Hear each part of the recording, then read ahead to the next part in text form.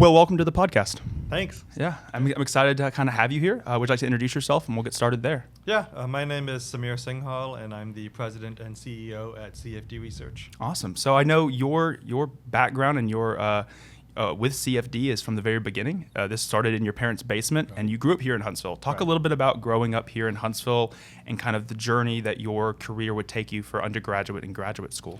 Yeah, so I've lived in Huntsville pretty much my whole life. My family moved here when I was 1 year old in 1978. Went to elementary school, Jones Valley, pre-tornado, Jones Valley, for those people who remember the 89 tornado. Went to Huntsville Middle for middle school and Randolph for high school. As you mentioned, my parents started the company in our basement in 1987 when I was just finishing elementary school. Wow. I've actually got the original sign over there in the corner of my office, so me and my brother actually printed that on dot matrix printer on an Apple IIe for my dad and hung it above the bar in the basement. Wow. And our pool table turned into the conference room table. So they used our pool table for their conference room for the first year or so.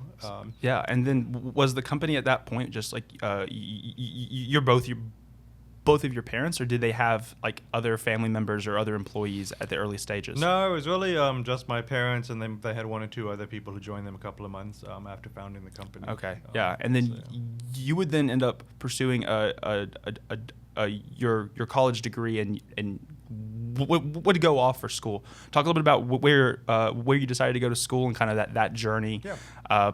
As you would then graduate and then kind of obviously be in the roles that you are today. Yeah. So I went to Georgia Tech for undergrad in material science and engineering. At Georgia Tech, I did a lot of the traditional metallurgy. I actually did titanium alloys for fighter planes. Oh, wow. Then I went to Stanford University in California for my master's. Same degree in material science and engineering, but at Stanford it was a lot more about semiconductors and CMOS and all the things happening out there in California. So I did my master's there. I actually worked at Intel for a summer in the semiconductor lab at Intel in Oregon, not California. Yeah, and then prior to coming back to CFD in 08, you were in Raleigh, North Carolina working for a venture capital firm. Talk a little bit about that experience, and then maybe even, was there any correlation in the work you were doing there with the work you now do at CFD? Yeah, so I joined this venture capitalist-funded company called Nitronics Corporation right out of Stanford in 2001 in Research Triangle Park, North Carolina. So they were trying to commercialize gallium nitride, which is the new semiconductor technology. When I joined, the goal was to put that in all the 5G cell phones and base station towers. Ended up, the technology got picked up primarily by the military for radars and things like that. But I joined, I think I was maybe the 12th employee or so in 2001. It was an NC State spin-out that was VC funded, and I learned a lot there because I started as a 12th employee, and by the time I left, we were over 100 people. Wow. Got my first experience managing people, but by the time I left, I was running both product test and reliability, so I had about 6 people, I think, working for me at Nitronics. So definitely those lessons about managing people, and I think about being in a company that small, you really had to wear multiple hats and do a little bit of everything. So I think those things translated very well to CFD. And then was that the first sort of career experience that you were kind of that manager and had people underneath you? Yeah. And then with the transition back to CFD, did you know you were going to move back to Huntsville? I feel like a lot of people that I talk to that maybe are born here or lived here, even friends my age, have zero desire to live back in Huntsville. Did you ever want to come back, or did the opportunity just happen? It just happened. So yeah, we didn't plan to move back. We actually bought our dream house in Raleigh in 2006. Planned to live there forever. We had our first son in 2007, and then I think your priorities shift pretty quickly after that. So we were spending a lot more time at home with our son, not taking advantage of the big city stuff as much. And then we realized we were 12 hours away from grandparents, which is pretty tough. So we're using all our free time to go visit grandparents. So we decided maybe a year after my son was born that we did want to move closer to family, so decided to come back. Yeah, and so as you were away for college and the time in Raleigh, what was CFD sort of growth looking like in that early 2000s before you got back, late 90s? Yeah, so there was a couple of things too. So the company was founded in 87. It was CFD's computational fluid dynamics. So that's really how the company was founded, modeling and simulation company. Our first project was actually the Challenger solid rocket booster redesign. Wow. But then throughout the 90s, I guess, the company diversified into different technical areas. So we started doing biomedical work, we started doing energy and materials work, and then we started doing other kinds of modeling, not just CFD, but multi-physics modeling as a whole. And then really right around that 2000 time frame is when the company actually started branching out and doing experimental work as well. So again, it started out as we would do the modeling, and then we'd pay somebody to make prototypes of devices for us, a university or someone, and then we would do the test and evaluation in-house to validate our models. And then slowly over time, that's just grown and grown to where now we do everything. Everything in-house? Yeah, pretty much everything in-house.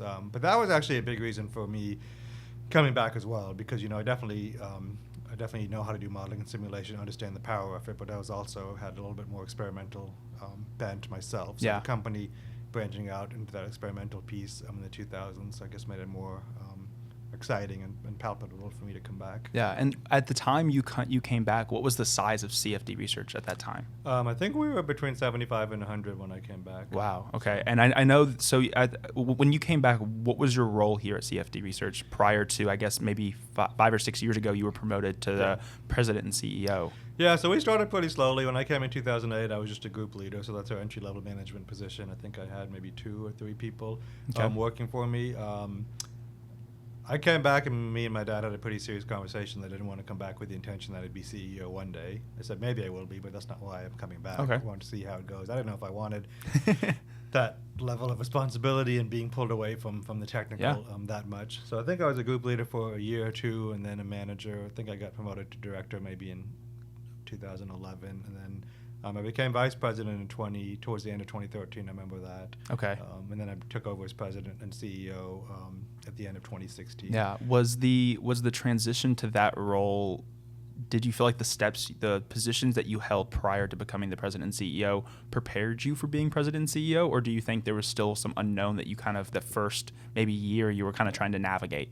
I think we had it planned pretty well. So I would say, 2013, we actually had Lieutenant General Joe Casimano retired, ran the company as president and CEO. So there was in between my dad being CEO and me taking over, we had General Casimano come in as CEO. Okay. And his job really was to pick his successor, because he knew he was only going to be here for 3 or 4 years. And really, it's probably 2015 that we all kind of said I was going to take over eventually. So I had a good year and a half. A very intentional training from General Casimano, and then obviously my dad had been. Because your dad was the CEO and president from 87 to 2013? Yeah. Wow, yeah. Okay. So obviously he'd been training me, whether formally or just informally for your entire decades. life almost. I mean, I guess it, to think back of like seeing your dad running that in your basement to then now, having this facility that we're in today, and then the multiple other facilities that you've grown into. So talk a little bit about that growth that CFD has, because in the last few years, really probably since 2021, you've had a substantial year-over-year growth with employees and expansions and other locations all across the Southeast, all across the country, really. Talk a little bit about some of those locations that, or even in the state, that provide you the ability to do the prototyping and at a, I would assume, a much larger scale. Yeah. So when I took over in 2016, we were about 80 employees, I think. So now, like you said, we're 260 employees, so we've grown quite a bit. Been a little bit of a stair step. So I think we got from 80 to about 150 pretty quickly by like maybe 2018, and then we kind of sat there from 18 to 21. But then, starting in 21, we grew from 160 to 200, and then 250, and then we're hoping to close this year close to 300. Wow, so, that's pretty impressive. That's I mean, I would assume, as you've been able to have this role that you currently have here, I mean, though that growth is probably from the outskirts seems kind of like it's kind of crazy. Like you've grown that quickly and that fast.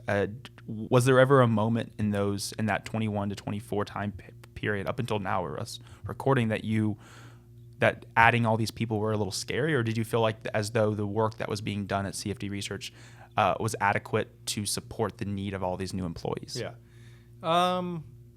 I mean, it's always scary to grow that fast, and I think the support, like the work and having the projects that I'm going to work on, is one thing. But I think the The bigger piece is just maintaining the culture and making sure we're not growing so fast and bringing in people from different organizations that we're going to water down or lose the CFD research culture. And yeah. What makes us unique. And the culture is such an important thing, especially with being an employee-owned company. Yeah. Talk a little bit about when that transition, because are y'all 100% employee-owned? We are. Okay. So maybe I'll go back in history a little bit. So from 87 to 2004, we had a commercial software product. So a lot of the contract research and development we did fed into this commercial software.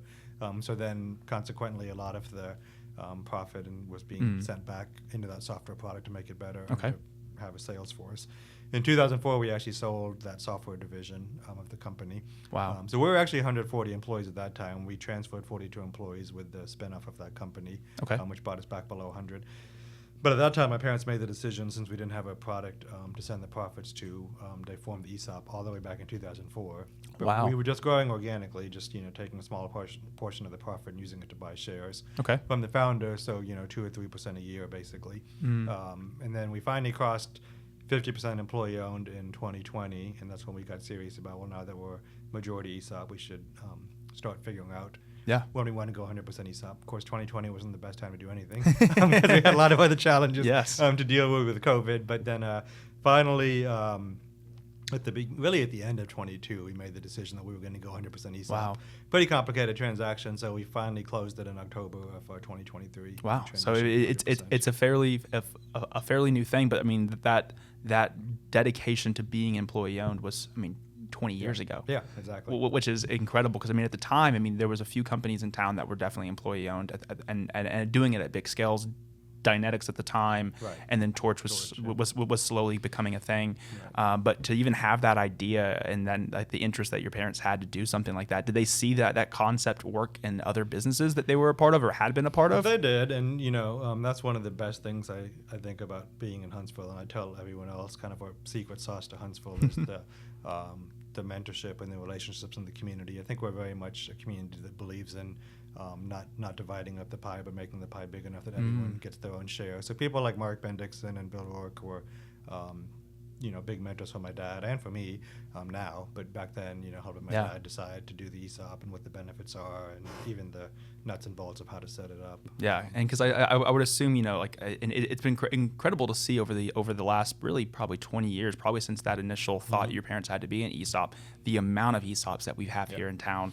And I think it's, like you said, it's unique and unlike any other place that there is that sort of, rather than that you are competitive in nature with the people you work with and the people in proximity. We're at Research Park, and there's plenty of people in proximity that probably do similar things, maybe. Right. But the ability to know that, if CFD is able to be more successful because of X, Y, or Z, then every other company can also be more successful because of X, Y, or Z. Yeah. And that mentorship and that ability to reach out to somebody that's 10 steps ahead of you to ask how they got there it's a very easy thing, even though with a city that's growing as quickly as we are. Yeah. I think there's two pieces. There's just knowing what an ESOP is. A lot of communities don't have other ESOPs in the community, so even just knowing it exists and it's an option. And then when you get down to it, it's a very complicated transaction. So having somebody who's willing to share contacts with you of who they use to determine the stock price or their trustee, and then just lessons learned, and basically lower that. It's a pretty high barrier. Yeah, so it is. That barrier, so you feel more comfortable. Yeah, and so as we're continuing to grow, when did the opportunity come for your other locations? Yeah. So 2016, when I took over, we really just had our office here in Huntsville. We were leasing a facility in Jackson County in Scottsboro, Alabama. Pretty small. We had 3 or 4 people, but we were doing a little bit of machining and prototyping out there, and then we did some small-scale solid rocket motor testing as well. Propulsion and combustion have always been kind of a legacy of the company. In that same transition, rather than just modeling everything, we started actually building some of the things to prove our models ourselves. Okay. So we made the decision, I think, in 2018 that we were going to, bite the bullet and build our own facility in Jackson County. So we started looking at places, and the Jackson County Economic Development was great. Sheila Shepard and Nathan Lee, and they helped us find a spot. We broke ground in 2020. Again, I remember the groundbreaking. We were wearing masks and stuff for the groundbreaking because it was August of 2020, I believe. Wow. And we opened that facility in Hollywood in August of 2021. When we moved in the facility, it was 13,000 square feet. Only 7 offices in a conference room, a lot of high bay space, and we had 10 acres of land. So we went from 4 employees in 2021. Now we have 30 people out there. Wow. we just opened a new 20,000 square foot facility right next to the original building. So now we've got over 30,000 square feet of office space in Hollywood, Alabama, and Jackson County. About half high bay and half office space. We've got a conference room that can hold about 40, 50 people, which we used for a large demo. I think 3 days after we moved into the building. Wow. They hung the TVs on Sunday. It was quick. It was a quick turnaround. Yeah, they hung the TVs on the walls on Sunday on the weekend, and then we did the demo on like Tuesday. Wow. But we have 74 acres out there now, and then the 33,000 square feet. Wow. So is the presence, did the impact in that, the ability to have that space in Hollywood, allow, like, is the future growth, did it exceed the expectations as quickly as you thought it was going to? Dramatically, yeah. Like I said, when we built the facility, we built it with 7 offices because we only had 4 people, and we built the conference room could hold about 8 people. Wow.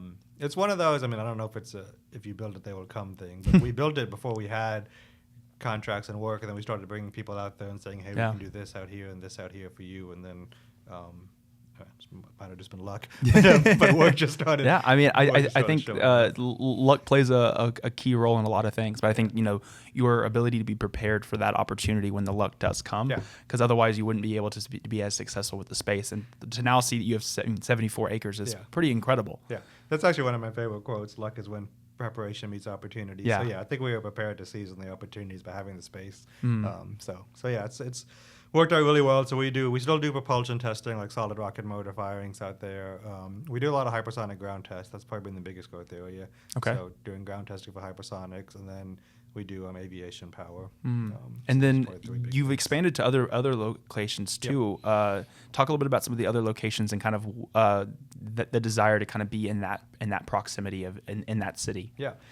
So the other big location we strategically decided to get into was Dayton, Ohio, right outside Wright-Patterson Air Force Base. So pretty much since the founding of the company, the second biggest center of mass for funding outside of the local, like, Huntsville Army and NASA community has been that Air Force community in Wright-Patterson Air Force Base. So we decided we wanted to have a footprint, hang a shingle there. The real key there was hiring the right person to lead that effort. So we hired George Dalton, who's our vice president of our intelligence and sensing division, and our Dayton general manager. So he's been, retired Air Force. He's been in that community forever, working for different contractors, helped open an office for another small contractor there before we hired him. So we hired him at the end of 2020, beginning of 21. And similar to Hollywood, he's grown from just, him and 1 or 2 people in 2021 to about 30 people now. Wow. We opened a facility in April of this year, a leased facility, but 10,000 square feet of office space. Small integration and prototyping lab on the back of that building, and then we actually have, we're in the process of building out SCIF space, classified space up there as well. Wow. And that 2020, 2021 timeframe for CFD Research was a pretty pivotal moment. What would you say over the course of your time back here since 2008 or so, that time has been the busiest, craziest growth for the company? It has been, and it's funny because we just did this last week. So 2012 is when we put a strategic plan in place, and that's when both my parents actually decided they were going to retire, and we were going to bring in a new CEO and CFO to succeed them, because my mom was always CFO before too. So that was 2012, and then we did that in 2013.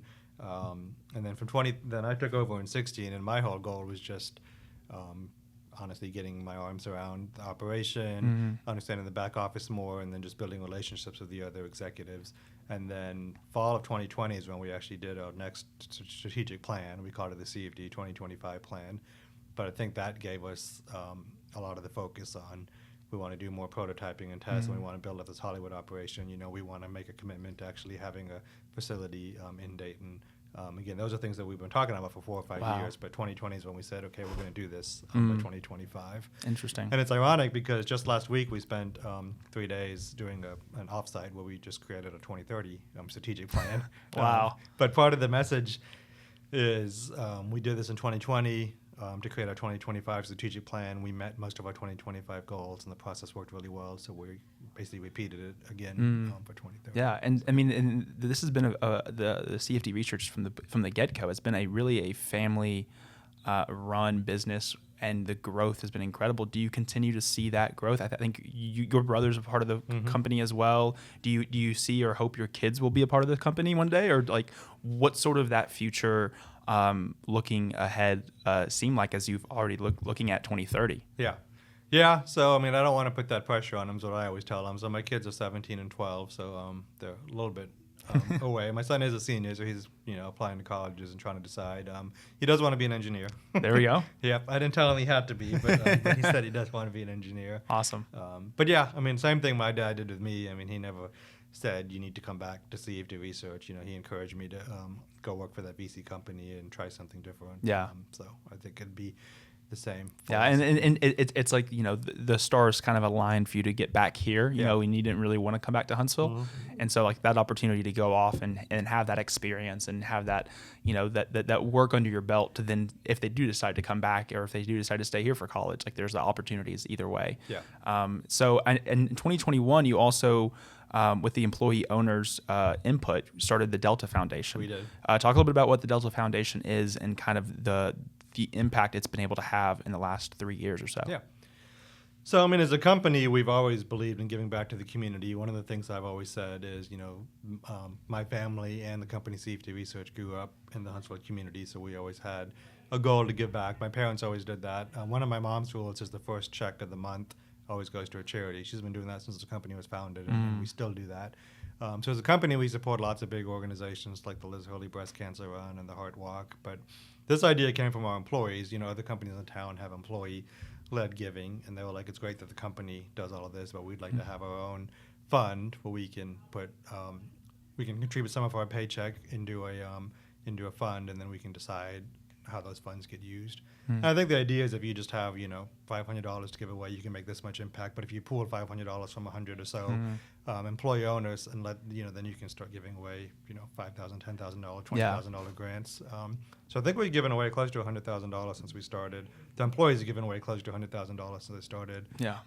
And that's always it's incredible to see that, because that model's been used by other companies too. With that, I think i3 has one, Torch has one. Y'all, I mean, almost every employee-owned company or just even a lot of companies that have a big presence here have that employee charitable act or leg of their company, and it's always cool because oftentimes it's all on what the employees are wanting to do, and kind of it allows them to kind of feel like they're obviously the Huntsville community has been impactful for CFD Research, and if they're able to give back to that community, it's kind of that exchanging of hands that really helps grow even the footprint that y'all have and the impact y'all are having. Right. And a big part too on the Delta Foundation that I was looking at was all the different organizations, like you mentioned briefly about it, just that either you yourself are a part of, is on boards, right, or that even other employees are part of on boards. Yeah. Talk about some of the things that you are directly a part of here in the community. Yeah, so it's funny. So one of the things we do as an executive team is we basically allocate executive times to different boards because we want to be part of the community. And some of them are very directly impact our business. Like we have a VP who's on the board of the Space Club, which works pretty closely with NASA and things. And we have people on the board of HAZBAT, the small business community, and some of the air and missile defense user groups. But there's other ones. So I've been on the board of the executive leadership team for the Heart Walk for a long time. And then the biggest one for me is the Huntsville-Madison County Chamber of Commerce. So I'm actually serving as board chair right now. Okay. If I didn't have enough to do. Yeah, I know. Yes, it's been tough over the last few months to get this conversation to happen because I think you were traveling to Montgomery and you were doing things for the chamber. But and that role in your position there, is that like a specific term that you run? Yeah, so I joined the board in 2017 as a board member. I actually took my dad's place. That's one of the things he really wanted me to do, was join that board. So I was a board member from 17 through 20. 2020 was my first year in what they call the executive committee, so I was vice chair for small business. Okay. Small business runs a lot of the programs, like the Best Places to Work and Small Business Awards. So I was vice chair in 2020. So you can imagine what happened. 2020 was a big year for everything. Yeah, so I was. We had to actually pivot and host both the Best Places to Work and Small Business Awards virtually. So the chamber turned the auditorium into basically a movie studio, and we filmed all the awards virtually in 2020. Wow. 2021, I was vice chair for REGI, which is the Regional Economic Growth Fund, and then 22 is really when I knew I was going down this path. So I accepted the role as vice chair of economic development, and then last year I was chair-elect, and then this year I'm chair, and then next year I'll be immediate past chair. Wow. So several year Wow. commitment. Yeah. But on that note, in trying to be strategic with our time and our commitment to the community, I didn't want to abandon the Heart Walk, so I replaced myself with another executive, Dr. Kapil Pant, to take my position on the Heart Walk. And in general, as I've stepped away from other things in the community to allow me to be board chair, I've tried to make sure that CFD doesn't just pull away. We find someone else who can take the spot. So, I mean, we've talked, about the starting CFD Research in your parents' basement in '87, coming back here to work in '08, becoming the president and CEO, and then the last 3 years of just the incredible growth. What do you see or hope to see as we finish off 2024? And then, too, I mean, as you've put together this 2030 plan, what's the next 5-year growth look like for CFD? Yeah. So 2024, I mean, like I said, we're at, I think I said 260. I think we're actually at 268 employees, but we're, between 260 and 270. We're still hoping we close in pretty close to that 300 employee number by the end of the year. We've actually won a few big contracts in the last 2 or 3 weeks, so I probably can't talk about them now, but if you keep watching LinkedIn and the PR Newswire and stuff, you might see a couple of announcements coming out. So make sure that we get those contracts off to a good start at the end of 2024, and then I think a couple of those contracts will be big growth drivers for us in 25 and 26 and beyond. Well, it's been fun learning a little bit more about CFD Research. I think as someone, I've grown up here in Huntsville my entire life and went to school here, and it's incredible to see companies like CFD Research that have been here as long as y'all have, and the growth and the impact you've had in the community. Continue to look forward to the impact you'll have in the roles you have on boards across Huntsville, and just the growth that CFD will have here in the state and all across the country. But thank you so much for being here. Okay, thank you, Clark.